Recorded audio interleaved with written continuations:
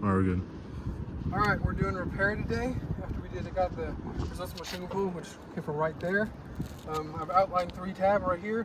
This might move right or left regarding if this is actually the correct 3 tab. I won't know until I actually start lifting to see whether this is the correct 3 tab.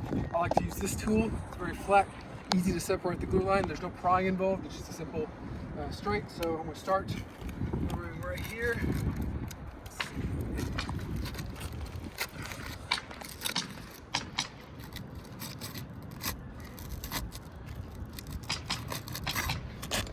See. All right, so I'm gonna have to move this way one. That's not it.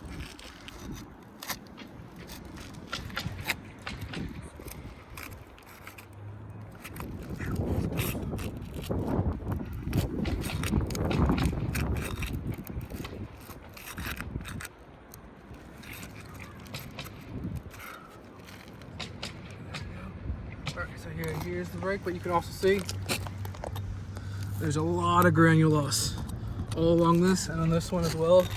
There's just a bunch of granulose, as well as faster flow, or as well as material transfer. That's the big one. It's in these spots. Once I remove the shingle, I'll show you a better look.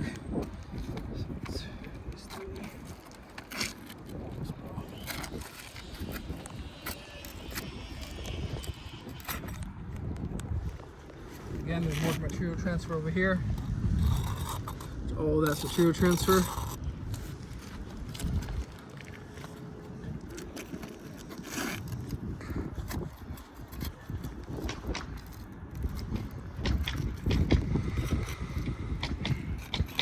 It's also exceedingly difficult to separate the glue line. Again, same results. Just a bunch of material transfer.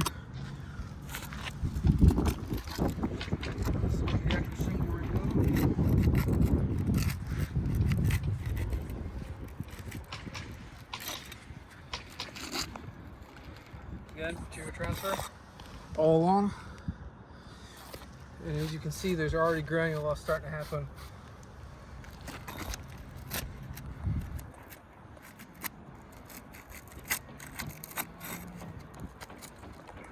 Again, more material transfer.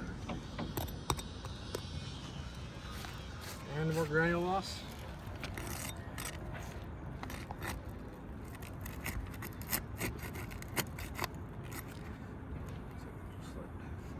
Slight crease right here. It's hard to see due to the chalk, but there is a crease that happened right there.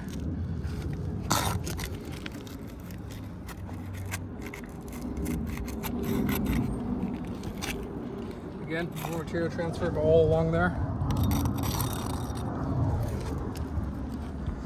Alright, so here's that tab we're removing. Here's the first quart. We do have to go a second quart above. This is there are 2 lines of nails. There's another one that happened. There's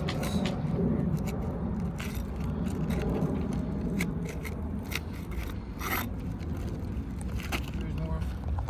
Actually cracked and ripped. You'll be able to see it, yeah. All these are going to have material transfer.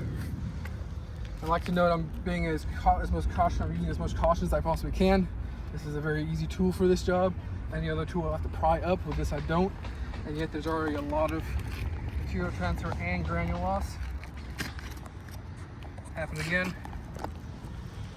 There. Tore / heavily creased.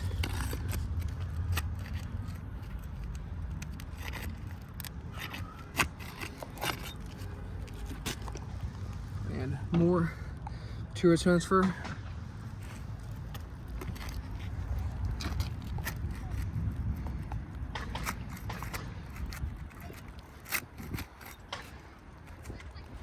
Again, material transfer.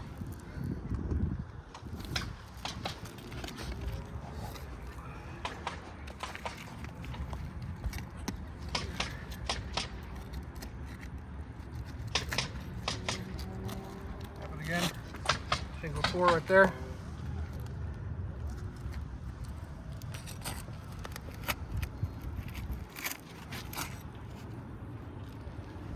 More material transfer.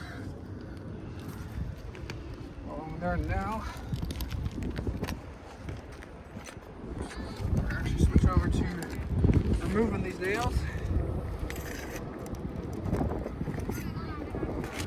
Look over here. There's a fastener pull, meaning the nail pulled straight through the shingle.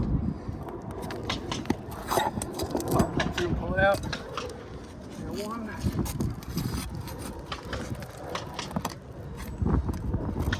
That one came out correctly this time.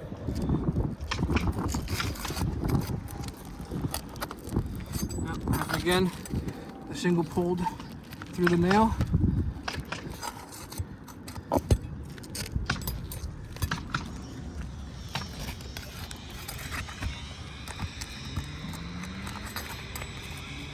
That one actually tore, but it tore because of the material transfer from this shingle when loosening the glue seal, so it tore at the same time as having material transfer. So let's double check, make sure that was.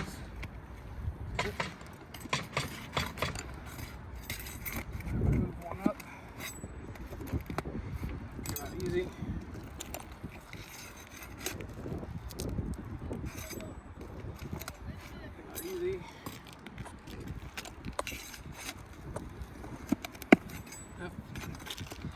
Another fastener pull.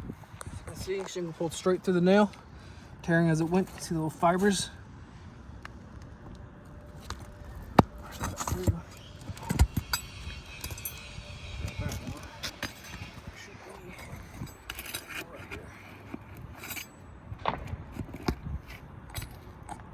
Easily.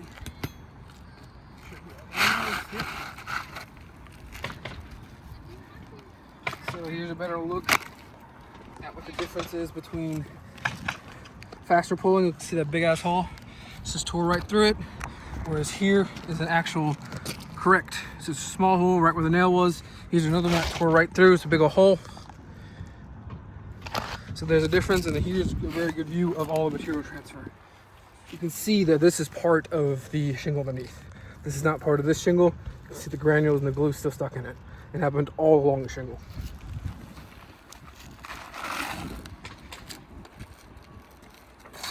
There. Here's the recommended shingle based on the results of that shingle pull we did.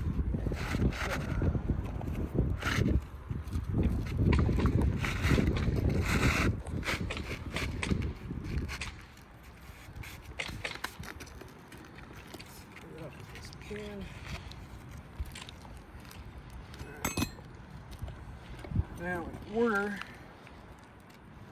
to properly install this shingle, we obviously have to place the same amount of nails as we took out. But in order to get a solid hit on this nail, I do have to manipulate the shingle a lot to get a straight hit on that nail.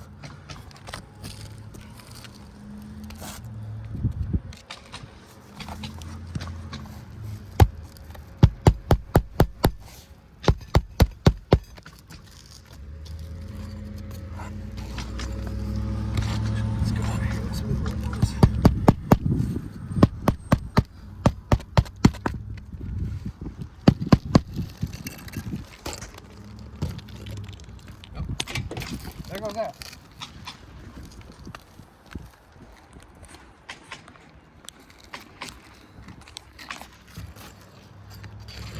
Put one right here. Forward it.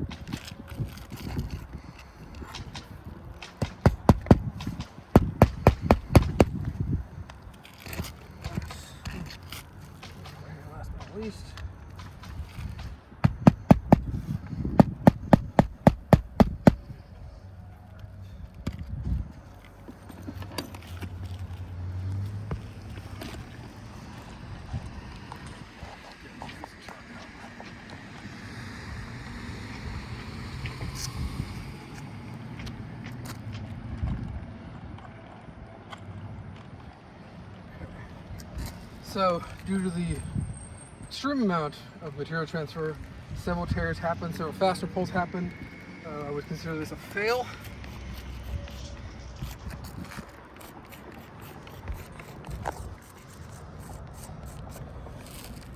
Also, one last thing we're going to do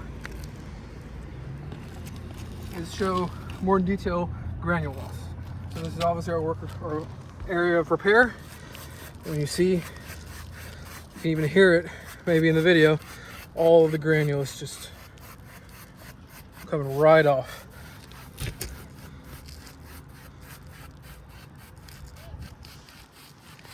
Extreme amount of granule loss. Then when we come over here in our control area where no actual work was done, pre-rust, there's a little bit, but nowhere near the same amount as in the area of repair. So based on all those factors, this is an unrepairable roof, therefore it failed.